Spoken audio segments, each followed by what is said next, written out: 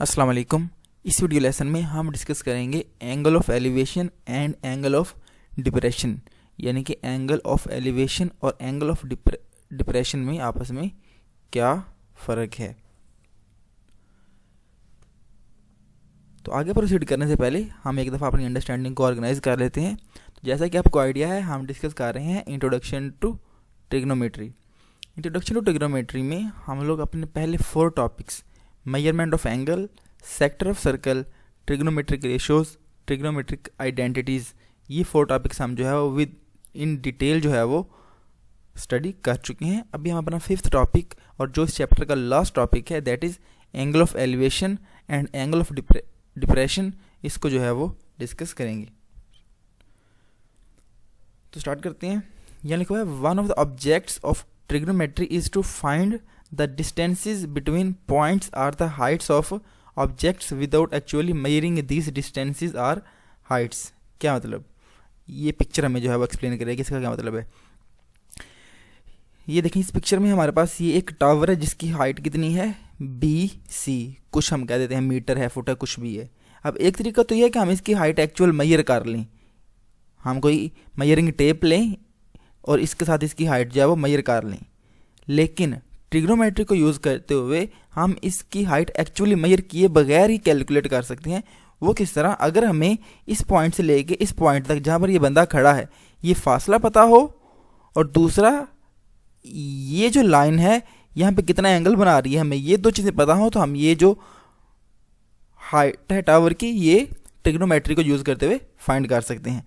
तो यही यहाँ पर लिखा हुआ है, कह रहा है वन ऑफ द ऑब्जेक्ट्स, यानी कि एक जो ट्रिग्नोमेट्री की एप्लीकेशन है, ऑब्जेक्ट मतलब होता है पर्पज़, ठीक है, क्या है, is to find the distance between points, मुख्तलिफ पॉइंट्स के दरमियान डिस्टेंस फाइंड करना होता है, और हाइट्स ऑफ ऑब्जेक्ट्स, जिस तरह हमने इस ऑब्जेक्ट की, इस टावर की हाइट जो है वो फाइंड की है without actually measuring these distance or heights. Actual measure नहीं किया, लेकिन हम जो है वो ट्रिग्नोमेट्री को यूज़ करके इसको मेजर कर सकते हैं। हम आने वाले डिस्कशन में जब मुख्तलिफ एग्जाम्पल्स को सॉल्व करेंगे तो आप जो है वो इस पॉइंट पे बिल्कुल एग्री हो जाएंगे। तो देखते हैं एलिवेशन और डिप्रेशन से क्या मुराद है। यहाँ पे क्या रहा है, angle of elevation. Suppose O, P and Q are 3 points. फर्ज करें कि हमारे पास 3 पॉइंट हैं O, P एंड Q। ये हमारे पास O रहा, दूसरा पॉइंट P रहा, और ये तीसरा पॉइंट Q रहा, ठीक, are 3 points. P being at the level of, at the higher level of O and Q being at lower level than O। P क्या है, O से जो है वो ऊपर है, और Q जो है वो O से नीचे है, ठीक है। Let a horizontal line drawn through O meet in M the vertical line drawn through P and Q। ये जो P और Q पॉइंट हैं इनसे मिलकर एक लाइन बन रही है। तो कह रहा है फर्ज करें कि एक लाइन हम ड्रा कर दी M, जो कि कहाँ पे मिल रही है, इस पॉइंट O से हमने एक हॉरिजॉन्टल लाइन ड्रा की जो इस P और Q को इस M पॉइंट पे कट कर रही है। सिंपल स्टोरी ये है कि 3 पॉइंट्स हैं O, P और Q। P जो है वो O से ऊपर है, Q O से नीचे है, ठीक। और यहाँ पर O से हमने एक लाइन ड्रा की है जो कि इस PQ लाइन को पॉइंट M के ऊपर कट कर रही है। अब कह रहा था angle MOP is called the angle of elevation of point P as seen from O। कह रहा है कि अगर पॉइंट O पे हम खड़े होकर देखें तो ये जो एंगल बन रहा है MO और P, ठीक है। अब देख सकते हैं MO और P, पॉइंट O पे एक एंगल बन रहा है MO और P।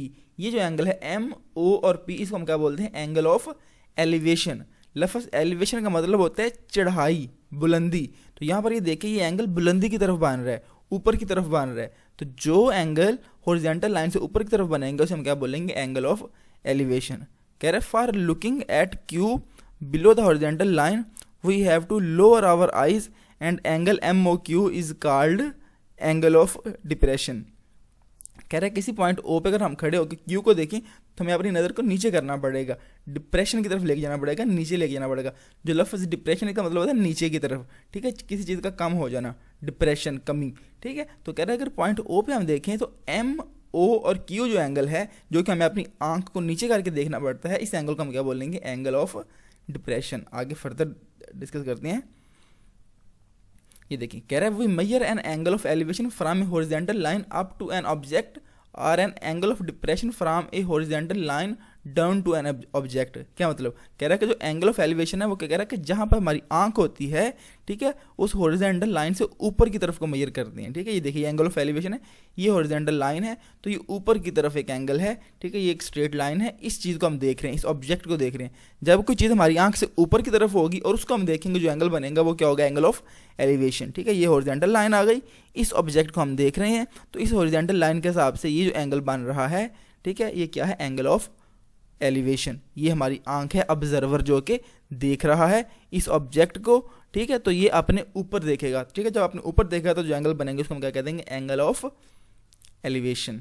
अब दूसरा देखें, जब हमें अपनी आंख को नीचे को करना पड़ेगा, तो इस ऑब्जेक्ट को हम देख रहे हैं जो कि नीचे है, ये हमारी आंख है, तो अपनी आंख से जब नीचे को देखना पड़ेगा, हॉरिजॉन्टल लाइन से जब नीचे को देखना पड़ेगा, तो जो एंगल बनेगा उसे हम क्या बोल देंगे, एंगल ऑफ डिप्रेशन।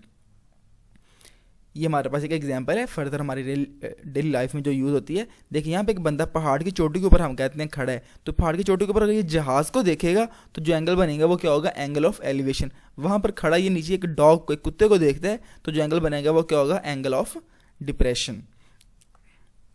इसी तरह हमारी लाइफ में बेशुमार ऐसे एग्जाम्पल हैं जहाँ पर एंगल ऑफ एलिवेशन और एंगल ऑफ डिप्रेशन की जो है वो एग्जाम्पल्स यूज़ हो रही हैं। तो आप अपने इर्द गिर्द देखें और आइडेंटिफाई करेंगे कौन कौन सी चीज़ें हैं जहाँ पर एंगल ऑफ एलिवेशन और एंगल ऑफ डिप्रेशन का कॉन्सेप्ट यूज़ हो रहा है, और मुझे जो है वो कमेंट सेक्शन में आप बताएं। अभी हम अपनी लर्निंग को समराइज़ कर लेते हैं।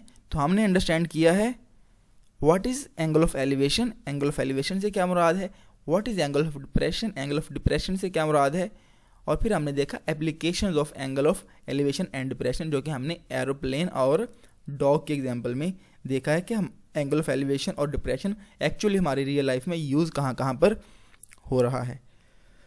So that's all about this video lesson. I am very much hopeful that you got the understanding regarding what we have discussed.